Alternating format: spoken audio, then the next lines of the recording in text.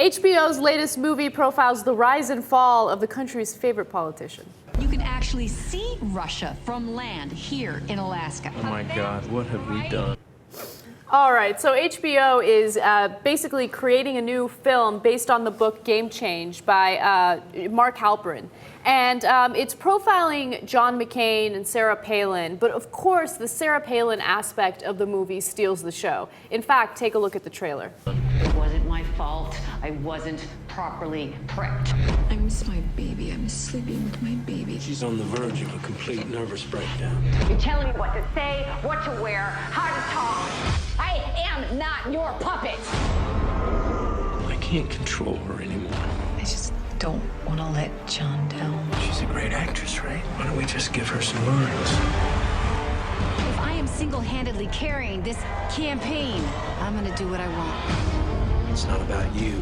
It's about the country. This isn't the campaign I wanted to run.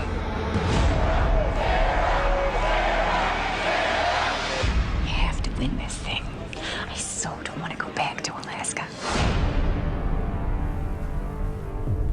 Okay, Julianne Moore is amazing. She nailed it, She man. totally nailed it. I thought Julianne Moore really as Sarah Palin, is that gonna work? But it worked perfectly. And Ed Harris, jeez, he looks exactly like McCain. I couldn't believe that. So Here's my favorite part of the story, when Anna goes, "Jeez!" love the drama. Like obviously it's slightly exaggerated, but still, that was I actually great. don't even think it's that exaggerated, and I got no love for Mark Halperin, okay? But the internal reports I read about Sarah Palin is like that she was a disaster. But the one thing you got to give her credit for is, you know how she always talks about how she's a maverick and she's going rogue? Well, that's true, because she constantly went rogue during the campaign, and nobody could get her to listen, and it created for some tense moments. And look, to be fair to Sarah Palin, the political consultants aren't always right.